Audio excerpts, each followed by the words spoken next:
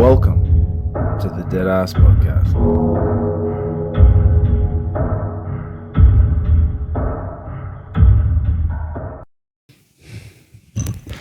Righto, legends, welcome back to the Deadass Podcast, capturing eulogies, sharing stories today. I've got my uncle back in the podcast. Uncle Dale, how are you, mate? Going good. That's good, mate. So just for the listeners who haven't heard his episodes before, Uncle Dale is a retired police officer, specialising in traffic at the later end of your career. But yes, you did do other areas as well, didn't you? You did like... I worked with in general duties as well as special operations teams. Yeah. And did that, yeah. So you had a bit of a all over the place, didn't you? Did a bit of bits and pieces of different things. Yeah. Since you've been retiring, but you were doing other various jobs. You were driving the minister around at the time for a while there, weren't you? Yes, the Minister for Police. Yeah, Minister for Police and Corrections, wasn't it? Yeah. Yeah, it was. He did have that portfolio. Yeah. Sure. And then you've been giving me a hand lately just to help out in the pet industry because I've been flat out. And how you finding that at the moment, mate? Cool. I named the van. What did you name it? The van, I call it the Valhalla van. It's to I'm sending all the good dogs to the Warriors graveyard, the Valhalla van. Yeah, it's a bit. It's had a fair bit of work done lately, hasn't it? The old girl, we bought her brand new back in the day. She's a 2006, nearly 20-year-old van. She's still punting around. It's done over 300,000 kilometres. Yeah. And still just pulling strong. It was a Vito, Mercedes-Benz Vito, and the thing just is indestructible. Yeah. It's amazing. They're a good old car, that era of Vitos. That shape. That's what intrigued me to buy that other one, which I'll pick up next week. Yeah. Be good. The old dead ass bus. So it'd be good to take them around. It'd be good to sort of go on road trips with and stuff too, fitting 8 people in. It's longer, isn't it, this one? Yeah, it is. It is a lot longer van, yeah. But how are you finding the pet side of things, mate? Do you find that it's different? Like it's a... Yeah, it is different. I actually don't mind. Yeah. It's busy. Yeah. Unfortunately, there's a lot of pets passing away for various reasons, but dealing with them, picking them up and bringing them in, and because these days they're virtually the owner's babies. Yeah, of course. So you got to look after them and paw printing on them. Still not as good as you. That's I think I got a couple of years under my belt, mate. And then taking the hair off and prepping them and getting them ready to go into the cremator and all that. Yeah, it's different, isn't it? And I don't mind the physical work. Yeah. You put me behind a computer, and within 2 minutes, I'm snoring away with my head banging on. I can't do it. I actually get this like physical pain. It's like getting pulled down and I'm like, I've got to get out of here. I'm good for about 10 minutes and then I've got to go out and do something physical. It just does my head in. Yeah. I don't know if that's just ADD kicking in or something. I don't know what it is. I've never really got diagnosed for anything. I just think my age, working physically, it's just keeping me going. Of course it is, definitely. As soon as you stop, that's when everything starts playing up. Does it ever? Yeah. You also build up good relationships with some of the family members too, don't you? Like I've had some good reports come in, just people saying that you're very comforting and you have a good nature about you when you talk to people. Like you have a bit of a yarn with them. Yeah, I think because you've done quite a lot of home pickups and stuff like that as well. Well, you can see they're distressed. Mm-hmm.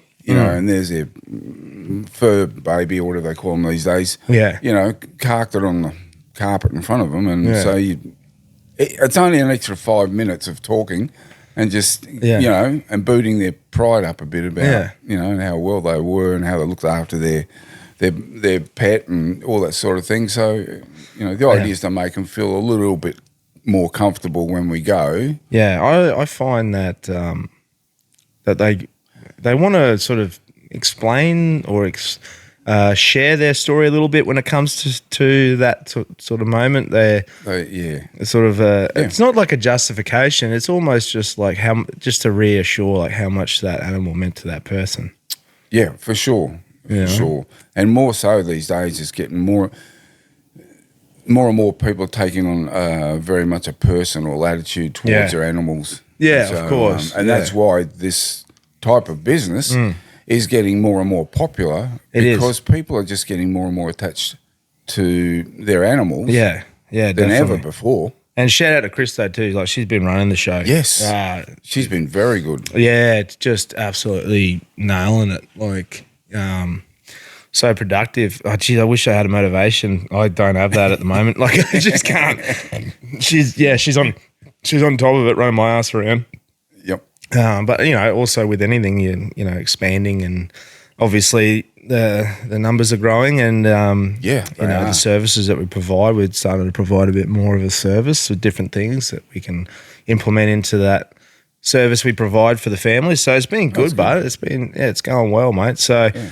But I thought I'd get you back on the podcast, mate. Get a bit of hear some of your old stories, mate, because they were a winner on your last episode. So people really enjoyed them. I actually had quite a lot of feedback. I thought it'd be great to get you back on because it's been a while since the last time you were on. And I thought, why not? Let's hear something else. That was a bit of a surprise. Man. Yeah. What are you doing? What are you doing? What do you mean? In the morning, I want you to have a bit of a talk with me at the podcast. Yeah. And you said, you better try and remember some of the stuff. I went, So I was on the bed and I, as usual, was so tired I passed out.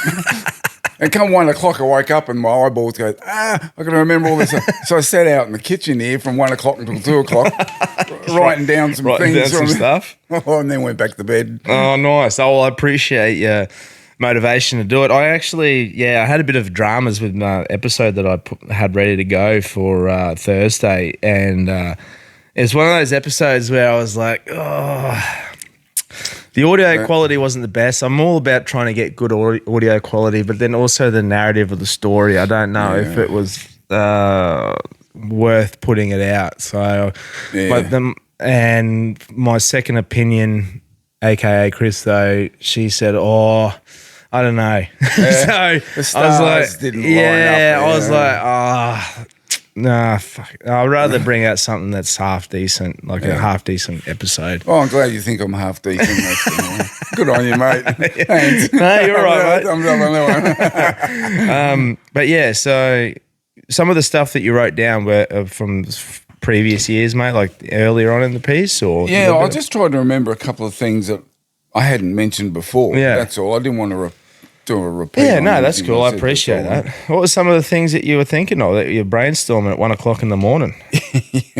Well, one of the things was because of the pet cremation and also the mortuary in working sometimes with the humans, and I've done that over many years. I've had to deal with bodies, but the mortuary side of things, I remember looking back when I first joined the job when we came across a body that we had to deal with, usually in the accident scene or home or whatever it happened.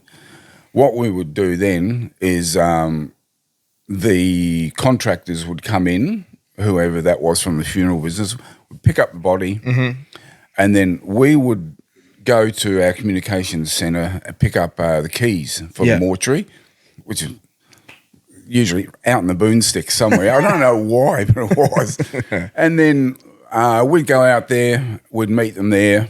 The place is in pitch black, so we'd have to open it up, get the tray out, and literally, as they say, toe tag. Yeah, we would weigh the body, fill out a certain tag that would go on their toe. Yeah, and then put them away. And then, usually a few days later on, they would have an autopsy in which the pathologist would come in. But we had to attend the autopsy. Yes. So that was part of the requirement. It's called continuity of evidence. So we had to follow the procedure right from the very end, right to the end, start right through to the very end. Yes. To say that we saw the body, we handled it, we watched them being operated on, being dissected or operated on, and Yeah, so it was important for court purposes. That's all changed these days now. Yeah, I actually do remember that when I first started and we were doing the coroner's contract, that we would go up there and there'd always be a police officer present at the lodgement, and also when they used to do post-mortem examinations up here in Rocky. Yeah.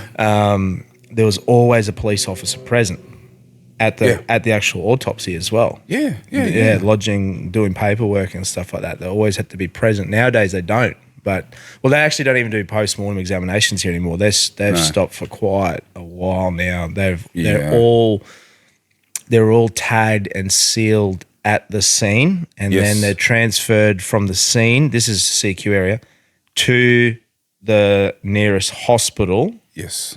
And then from there, they're actually transported from either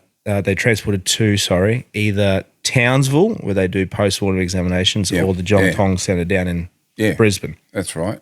And then once they've finished their findings, they will authorise a release from the coroners to the funeral director, and then they're transported back to their origin, back to the hospital. So they don't stay in that one spot.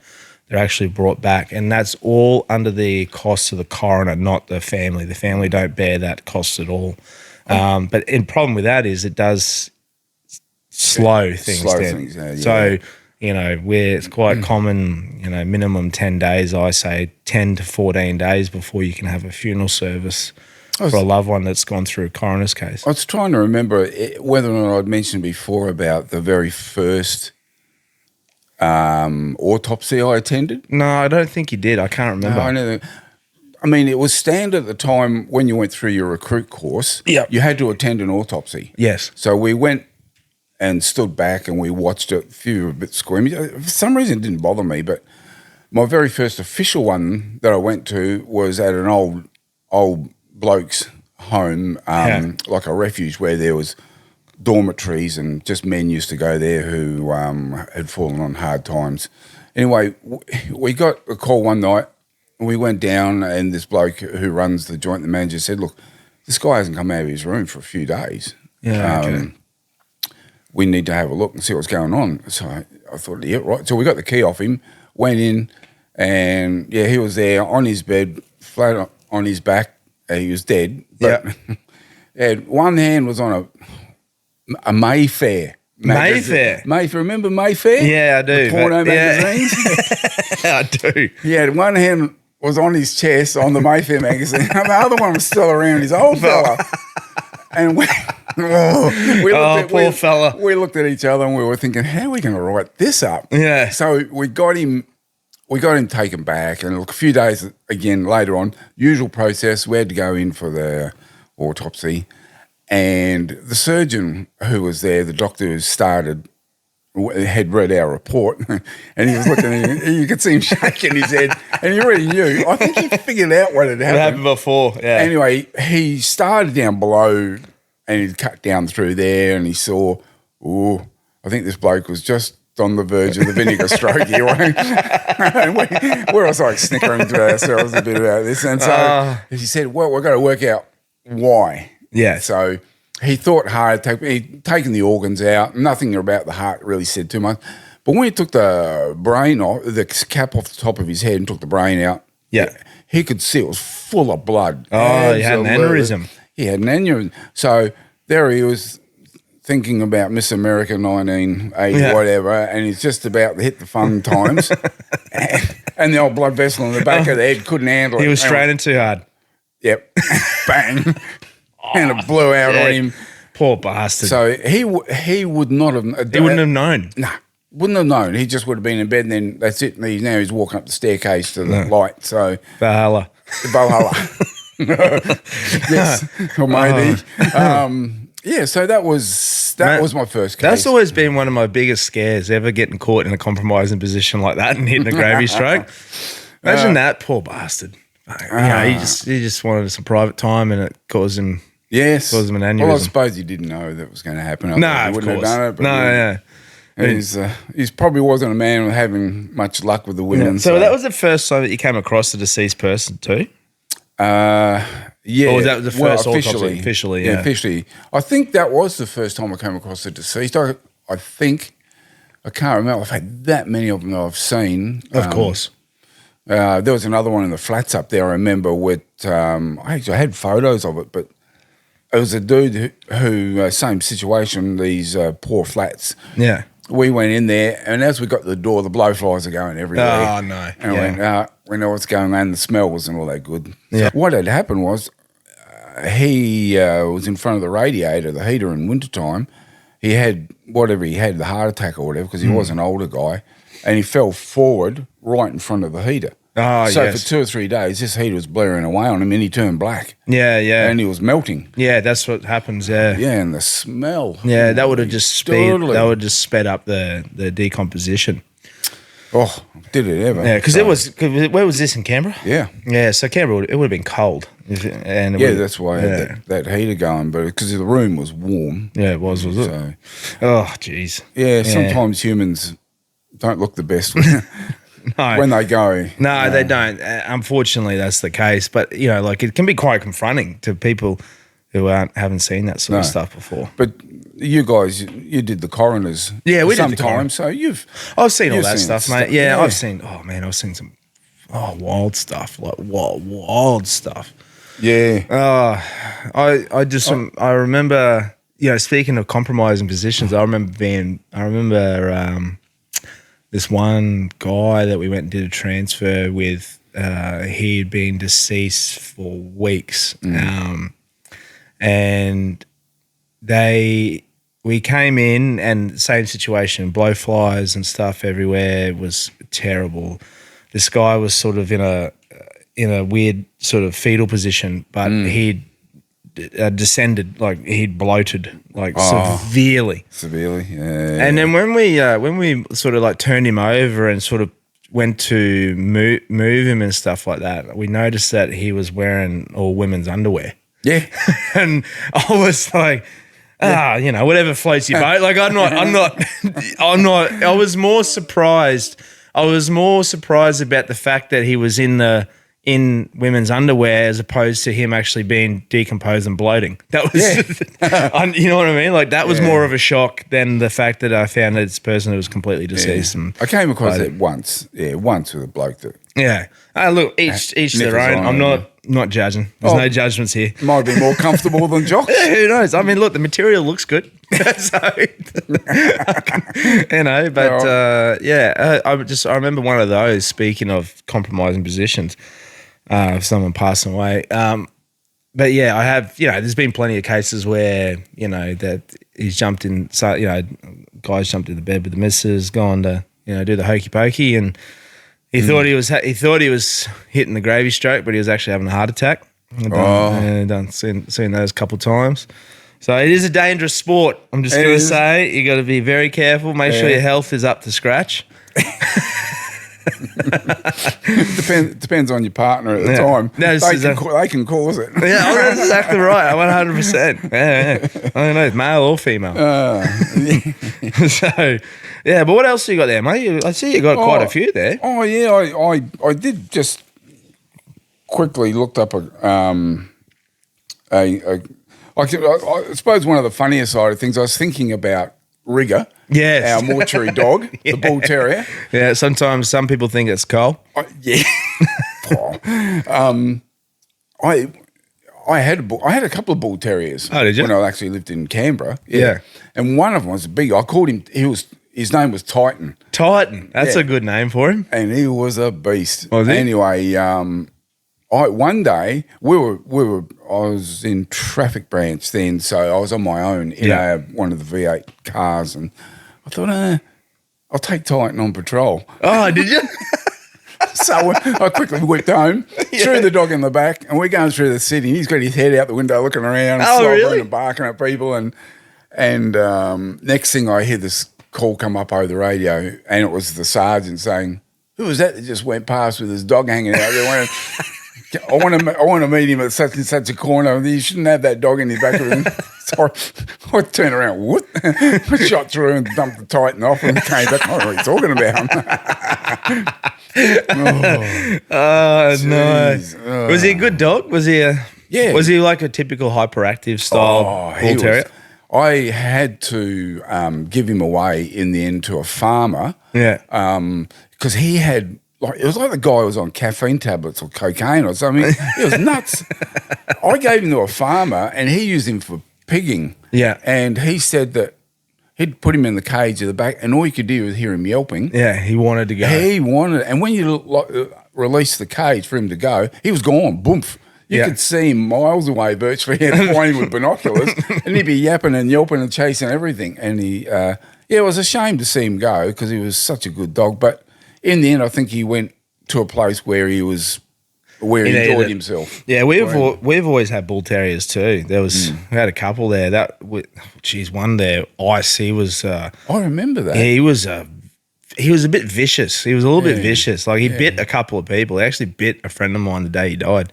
He actually had an enlarged heart, and when he'd get hyperactive, it would flood. Like it would flood too much, and it would cause go into, I guess, probably the stages of cardiac arrest. Yeah. But I remember he would go crazy. He used to get the alley cats. He would grab them. He'd pinch them. Like if they came into the yard. Really? He'd grab them and he'd drag them into his kennel. But he would go ballistic. Like you could not get that cat out because he would smash, like he would bite the shit out of you. And because the adrenaline's kicked in. And we were, in the end, like we'd put like a metal pole in, like one of those aluminium like poles that you'd use for like a pool thing. And you put it in and you try to like get the cat, and he would just attack, like he was puncturing this aluminium fucking stick. And then you'd finally get the cat out after a while and get it, and then he'd just go back to being happy. Playful, like nothing. It's like, hey guys, what's going on? What's all the fuss about? Like just full blown schizophrenic. We're talking about cats. That reminds me, because as you know, my old man, he was a cop too in South Australia, and then he was in charge of the police with the Air Force and through Vietnam and all that. But I can remember as a kid when I was about six years old, I must have been. In the backyard in Adelaide, it was summertime. Mum comes out with this plate of nice food. I'm sitting on the swing like a good little 6-year-old, eating it. Next thing, the cat that we had there was a tomcat, and he was vicious. He came up and he swiped at me, and he actually hit my finger. That's that scar that runs. Oh, he actually gave you a good? Yeah, he scarred my finger right up. Split it wide open. And you can see there. Yeah. And anyway, I've bawled my head off and blood's gone everywhere, and Mum's come out and grabbed me, and as she's pulling me inside, I'm seeing my old man running towards me, past me, and Mum said, we'll keep going. I managed to turn my head around. Of course, my old man, at that time, he had, you could buy your own pistol as your weapon of choice for patrolling. He had a 44 Magnum thing. Anyway, he's standing on the back porch and he's going boom, boom, boom. This cat's going in the air and it's being dissected in many pieces. Oh, jeez.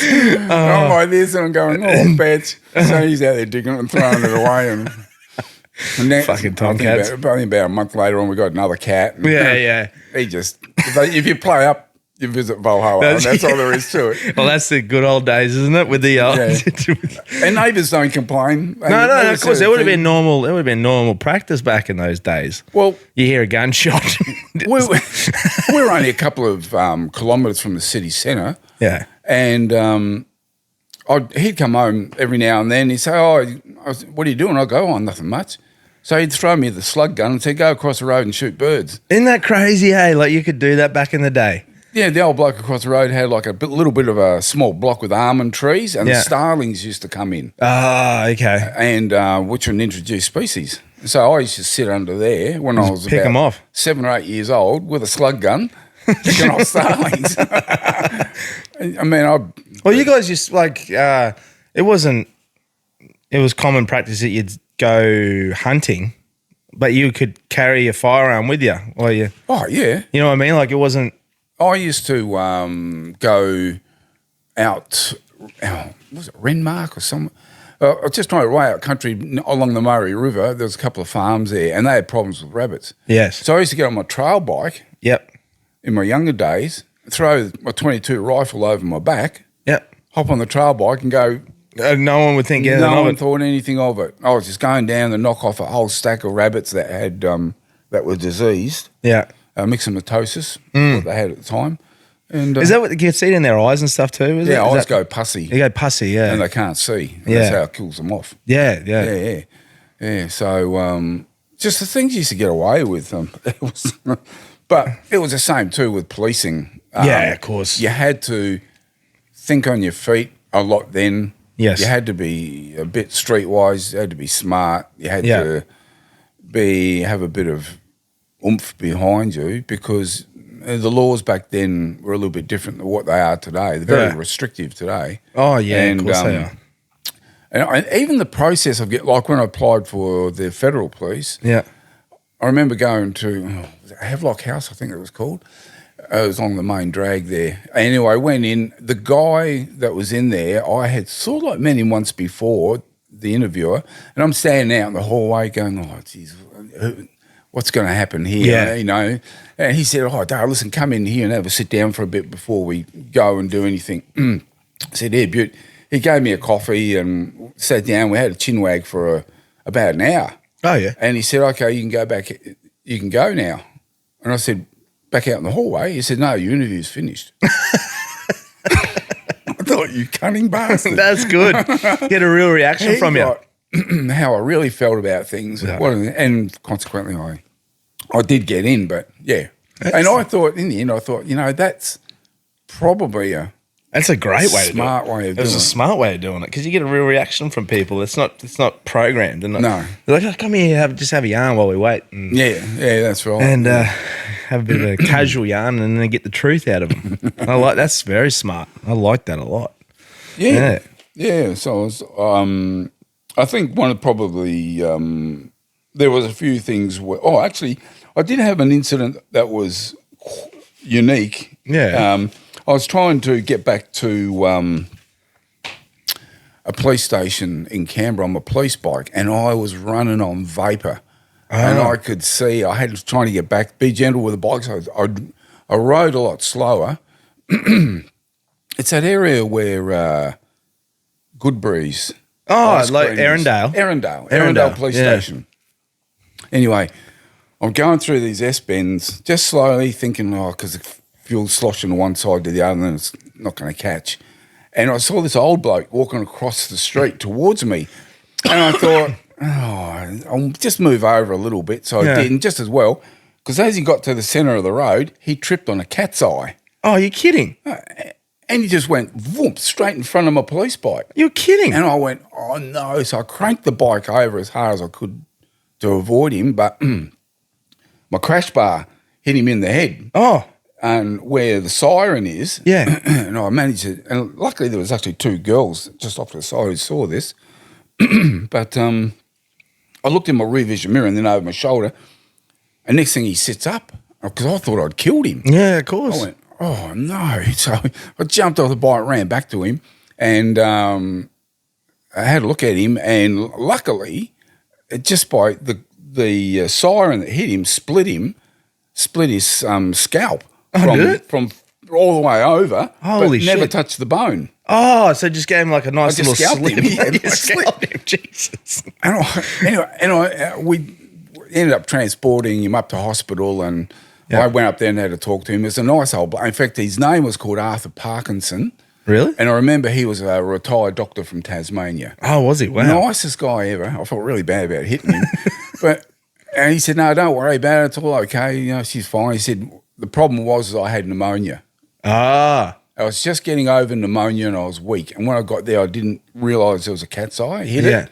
And you just happened to come along at the wrong time and we both collided. And anyway, that was holy smokes. I remember, I don't know if you told this one on the podcast, but you were telling me, we're talking about, I'd just gotten back from Jindabyne.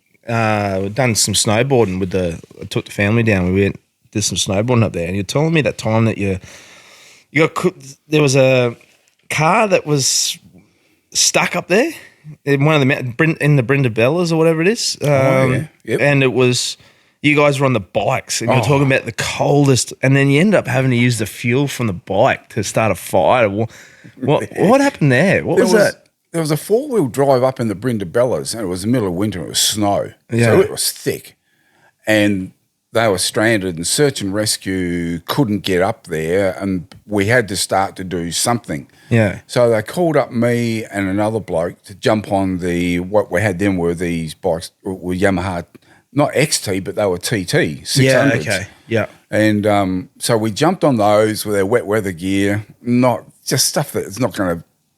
It's not going to do shit. It's going to do nothing for you. You're going to freeze to death. Yeah. So we went up there and we tried to follow a route that was up towards these people in snow. We were riding through snow where because it was very powdery. It was virtually covering the whole front mud guards of the bike. We were ploughing our way through it, and we couldn't see over the edge. Yes. Luckily, we could see the tops of these orange poles that gave you the indication where you were. Wow. But in the end, we actually found these guys in their 4-wheel drive. They couldn't get it started. It was in a bit of a mess. I don't know how they got it in such a mess. But anyway, we managed to get we were all freezing, I'm trying to radio through to get them down to come down and pick us up. But so I ended up getting wood together, and I got the trail bike, tipped it on the side, tried to lift it up, get all the petrol out of it. Set the match, and woof, up it went. And so we sat there to get this wood going to get warm up. Yeah, but if we didn't have that, myself and the other guys, we were going to be in trouble. Yeah. As well as the others in the 4-wheel drive. Yeah. How many were in the other 4-wheel drive? Can you remember? There was a couple of them, there was 3 or 4 blokes, and they'd been up there mucking around in the mud and the snow, and I think they overdid it, and the car broke, their 4-wheel drive broke down on them. Yeah. Is that what it was? Yeah. Yeah. I was just like, it's funny. Like when you're in that moment, you just got to fucking.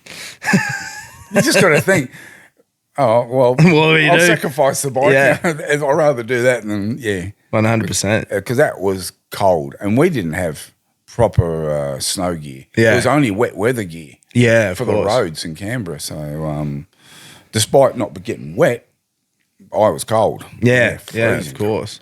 No, mate, it's just, I remember you telling that yarn because we just got back. I was saying how freaking cold it was.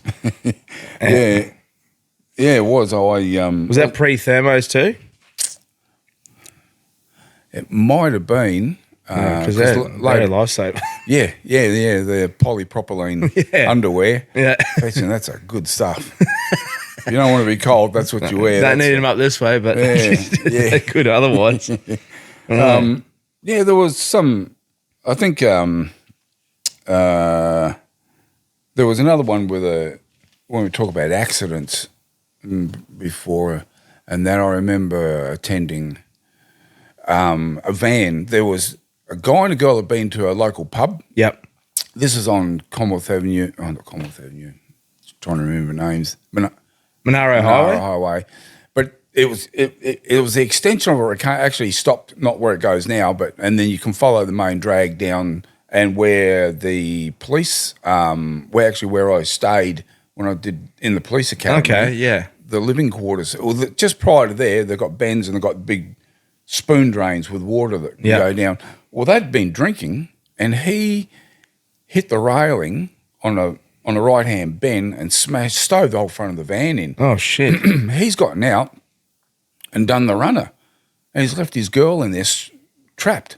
Oh. So we've turned up, and her legs were smashed because the front came in, and we're talking to her for a bit, and one of the other patrol cars came up, and we said, look, keep an eye on her, get the ambos in, and me and my partner, we chuffed off and we found this bloke. Did you? About a kilometre away, grabbed hold of him, arrested him, and in the meantime then, when the ambos came in, they said, well, we can't get her out. Search and Rescue said, well, this is going to be difficult to cut her out because the leg was mangled up in there. Yeah. So they had to get a surgeon to come in and amputate her leg. Wow. To get her out. So and all over, this guy being extremely pissed and driving. Oh, no. And worst of all, abandoning her. Yeah, just left her. What a piece.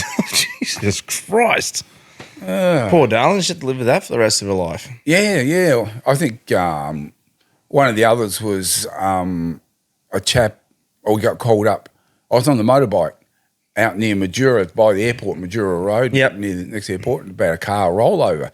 So I flying out there on the bike. It's in the dark, stopped, got off the bike, I saw the car on the roof and the guy in there moaning and groaning. Got off the bike, ran across the road, tripped, looked back, and it was his hand. It's been ripped off. Oh, no. And I went, this is not going to be good. So I went over, saw him, and I couldn't get him out of the car because his arm was under the car, resting on it, and pinned him in there. Pinned him in. His legs were smashed. I think in the end they got him out, of course. The search and rescue came and did their work, and he lost an arm and he lost a leg. Oh, shit. But he ended up, he recovered, ended up becoming like treasurer or something like that of the local horse racing club. Oh, wow. Yeah, did well for himself after the accident. So he picked himself up and did quite good despite losing those limbs. Yeah, that's intense, but yeah, very, very intense. I think the only other thing that we had that I did mostly a lot with another mate of mine, Mick, we were always tangling with the local motorcycle gangs. Oh, I could imagine, yes. Yeah, always tangling with them. Yeah. Back then, the laws had just been introduced where if you were on a motorbike, you had to wear a motorbike helmet. So they actually didn't, back in the day, you didn't require one in Australia for a while there, eh? No. Oh, wow. Yeah, okay. No. And then it came in and there was leniency for some time, but then in the end we had to stamp down. Most people were pretty good, but it was just the local motorcycle, I won't say group, the motorcycle gang. They were the ones that more or less flaunted it. Yeah. So we were always dealing with them. Canberra used to be a bit of a go-by between Sydney and Melbourne as a bit of a hub for drugs and things to, bit of a halfway house type of thing. Yeah. No, it would have been, but also too, like, it would have been harder days back then too. It would have been a lot harder, because, like you said, it was the introduction of starting to implement those sort of rules and regulations and yeah. And it would have been old school techniques back those days. Looking after them, it was. It sounds like you've had a bit of it. You've always been on the bikes, haven't you? Yeah. I did I did bikes in Canberra for a few years, and then when I converted and come over to Queensland, I did the normal general duties for a while, and then I managed to be able. I did a recognition of prior learning on the motorbike. So I went out to the driver training track for 2 days with the instructors out there on the bikes. Yep. And rode with them. What was the change? Why did you want to go to Queensland? Change of temperature? Change of environment? Well, a couple of things. Yeah, that was included. Yeah. Also, I thought my wife's family and parents and all that were up here in Queensland. Yeah. And we had always been connected with our family in Canberra. And so I thought it's time I did something to try and, help her out. Yeah. And the other thing was when I had gone to Canberra Queensland a couple of times, the environment there of everyone walking around and doing things is great, It is a totally different environment, isn't it? In Canberra, you don't see anyone walking on footpaths. Yes. Everyone's in cars. Yeah, so that's right. That social experience was was starting to get me down a little bit. But the only problem was that when you changed from the AFP to Brisbane, to Queensland Police, you had to go back and do an operational police conversion course. Okay. Actually, it's called the Police Operational Conversion Course. So they kept on calling us the POCs all the time. It's a bit of a kick in the teeth. Piss us off, everyone. There you go, it's a POCs. Wasn't happy. So, because I wanted to stay with the AFP. Yeah. But to change into another state, I had to get a detective's designation. Okay. And to tell you the truth, I'm as thick as two short planks. Or there's no way I would pass a detective's course. It's extremely hard stuff. Yeah. Well, I had a mate of mine, Peter Lacey, I think it was. He was only 26 at the time. He was in traffic, but he was doing the detective training course. Okay. Yep. And it is so hard and intense. And, of course, back in those days, you would drink. Yes. And you would drink hard, especially in the detective side. And they were the hard workers, but hard drinkers too. Yeah. Combination of both. And in the course, it was the same thing. And I remember him looking a bit sick. And I thought, look, Gordon, he said, the pressure of it's fairly hard. He says, it's a hard course to pass. And we're on the terps every night as well, where I could be studying a bit more. So anyway, on one weekend, he'd gone home in his crook and he came out in the hallway and he fell. And his old man came out and grabbed him and says, "You all right?" He says, No. He said, "Believe it or not, I think I'm dying." And he reckoned, no. And he did. Did he? Died when he said that. Really? Yeah, in his father's arms. Fuck. Yeah. What happened to him? He had a combination of, he had gotten the flu. Yeah. Oh. Heavy drinking. Late nights, the whole lot. And I think he may have had a slight congenital heart defect from when he was born. Yeah. No one knew about it, not even his parents. But it just was really odd for him to, in the hallway, saying to his dad, "Oh, I think I'm dying." And boom. Far out. He was gone. Poor fella. Yeah. And, I don't know whether it's the policing side of things, but I've had so many of my friends who I worked with who, as soon as they retire, anywhere between, like in the first 5-6 years, they're gone. Yeah. You hear that, eh? It's weird. Yeah. I've been waiting for my turn to come. No, well, I'm keeping you busy, mate. You're not allowed to. I wake up in the morning, I'm still here. Well, mate, years of stress, it's not a good thing. Yeah. It's a fucking bad thing. It really is. I think it is. And now, as it is, at night times, I don't sleep well. I have bad nightmares every night. I could imagine you would. About shootings, killings, me being involved in them, just every night. And it just... it wears on you. It does wear on you. You get sick and tired of it. But I can't stop it. So. Yeah. Well, that post-traumatic stress stuff is a real bloody thing. Yeah. It would be. I saw on my notes there was one incident I thought was really good police planning. Is up at the Natex Centre at Mitchell. Yes. Where they hold the summer nats. Yeah, where the funeral home is, yeah. Well, 1 year up because for a few years I had the National Firearms and Exhibition going up there where all companies would come in with their weapons for display so that the Army and Air Force and all those can have a look and see what they wanted to buy. Yeah. And, of course, it attracts the demonstrations. Yes. And, oh, God grief, these grubs that used to come in to... And half of them were hired. Oh, yeah. Saying the world's coming to an end, and they're all covered in mud and dreadlocks and all sorts of weird stuff. And the thing is, there was a lot of them, and it was a big thing. And I can remember these dirty, rotten little mongrels. They would, while we're all standing there, stopping from trying to get into the Natex. They would go in the back and they'd fill up big syringes full of vomit. Oh, gross. And urine. Yeah. This is what they were like. Then when they were wanted something to eat, groups of them would then go around to McDonald's, eat a whole heap of McDonald's and then throw up over the McDonald's tables. Jesus Christ, yeah. Wonderful people. Yeah. It makes, to me, they weren't there for the purpose, they were just there to demonstrate. Yeah, they were there to cause havoc. But they had to get a semi-trailer in with some weapons in it.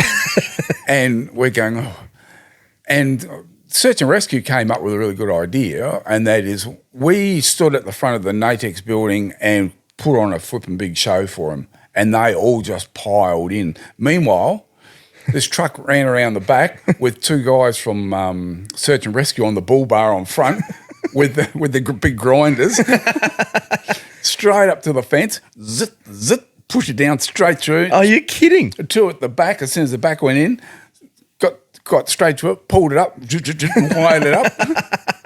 That's brilliant. Yeah. And by the time they worked out what was going on, too late. Too late. Truck was in there, fence was secured. Oh, I love that. That is good police. The plan went well. I'm surprised they didn't use that expo on the demonstrators. Yeah, this is how you use a beanbag gun. Watch this. Boom, boom, boom, boom, boom. I love watching them use those powerful water cannons. Yeah. I'm going, why can't we have those? Yeah. Don't have them here. They don't have them here. No. We would have cleaned them. Oh, no, they put dye in theirs. Did they? Yeah. Oh, to stain them. Oh, wow. Yeah, okay. Yeah, my oath. Did you have many demonstrations like that? Did you have to deal with that sort of stuff in your time? Did you? Oh, like protests? But there's a lot of them just peaceful ones, eh? Yeah, they were. The other violent one was the one Parliament House, the old Parliament House demonstrations. Yeah. They were quite violent. Burnt the doors and smashed them and tried to get in old Parliament House. Really? That was fairly full on one. But what do they use old Parliament House for now?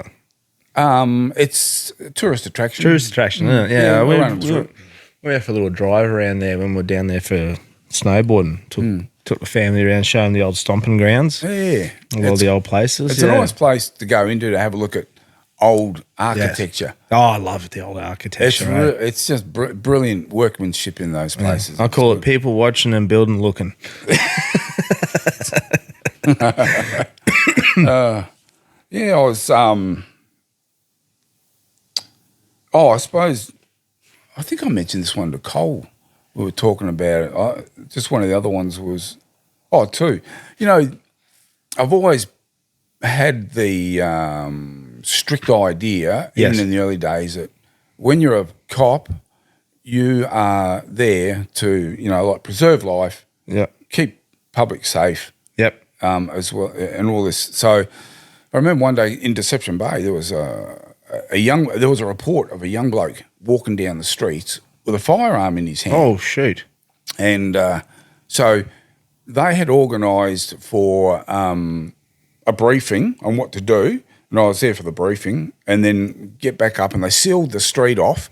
I've turned up to where they've sealed the street off, and there was a general duties crew sitting there, and I said, "What are you doing?" Because I could see him walking down the street. Yeah.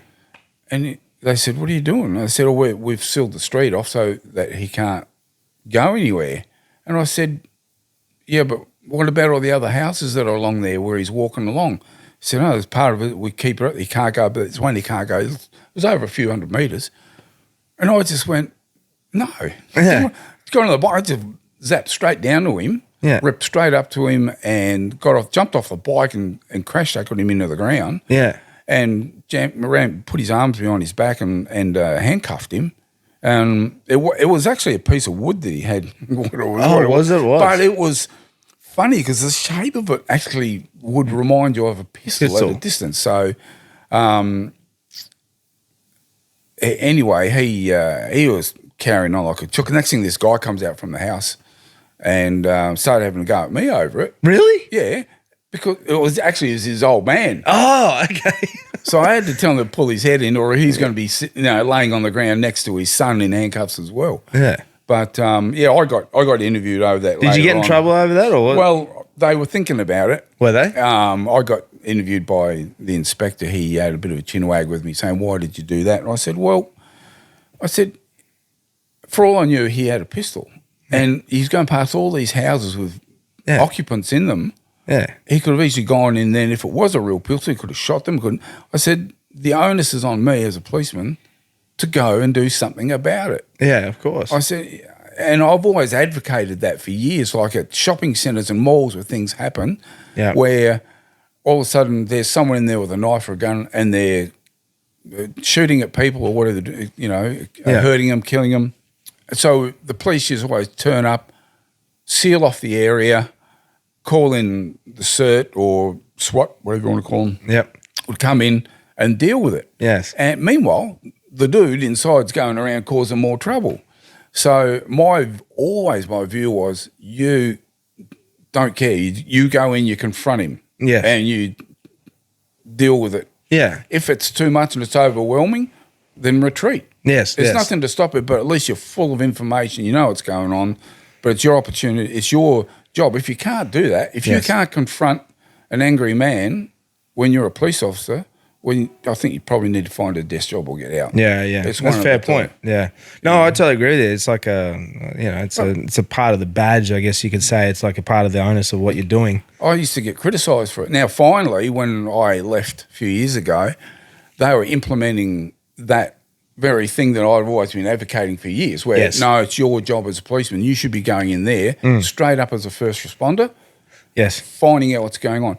Look, no one wants to get shot, but if you do and you get injured or get killed or whatever, well, that's what you wear the badge for. That's why you say you're in there to protect people, and it can be a result of confronting those things, but that's what your job is as a policeman. Yeah. You can't sit back and... Yeah. Well, I mean, it's a double-edged sword, isn't it? Like, it's like a fact, like, the fact that you're not doing that job is causing more harm to people, but then in the same turn, it does put you in harm. But it's a part of that's what you're trained to do. That's like that last year when that female inspector, the chap was going through in Sydney, going through that shopping mall, and he'd stabbed a few people. She went straight in and confronted him. Yeah, she did. And shot him, killed him. Well, what do you expect? Oh, look, that's what happens. Yeah, I know. That's what did you expect? The consequences of going around and stabbing someone. Yeah. I'm sorry, but that warrants someone getting shot. Yeah, I'm sorry. Yeah. Like that's what it's about. That's why people that reassured that they feel protected by the police. They turn around and say, "Well, why didn't you shoot him in the leg?" Well, why do you do that? Yeah. The guy just gets up and goes and stabs someone else. Yeah, but especially when he's coming towards her as well. And in that reaction, like, we take time to think about it. Okay, all right, he's coming at me with a knife. I'm just going to quickly pop one onto his foot. One of the smallest anatomies on the body. Yeah, I'll make him limp to me. Make him slowly come to me. Yeah, it's always been people. The public quite often say, "Oh, the police shoot to kill." They don't. They shoot to stop. Yes, that's right. The result of a weapon being discharged and hitting someone could be they would just be injured or they could be killed. But the point is that is designed to stop what that person is doing. Yes. You're not. I mean, why else would a police officer carry a firearm? Well, yeah. I'm sorry, but that's because people carry knives. Yeah, that's firearms. Right. Of course, that's exactly right. That's purely why a police officer carries a firearm. Yeah, mate, I totally understand. I totally understand that, and kudos to the lady officer doing what she had to do, doing a job. She couldn't. No fault at all. She did. It was perfect. It was a good example of what you should be doing. Yeah, I totally agree with you. And I think that there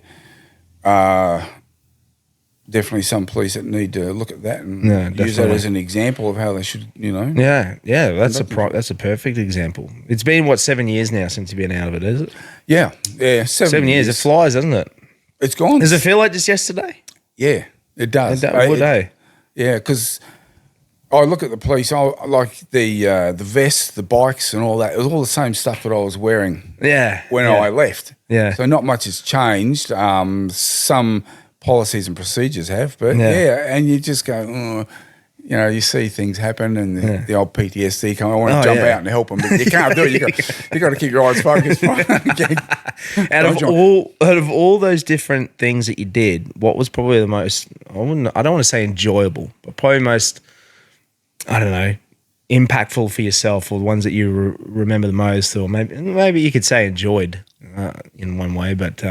Out of all the different things you did, did you find the most intriguing or the most adventure packed? Or I think there was there's probably two. I know I mentioned the one was the Jollymont Centre in Canberra. That was one where I think it was because of the aftermath of it. Yeah, you've just gone through a burning building. You got bombs at the bottom of it, which was designed to level the place, and this guy, you've watched a guy blow himself away in front of you, and you cut my shirts and everything all burnt from cinders coming down and burning through me.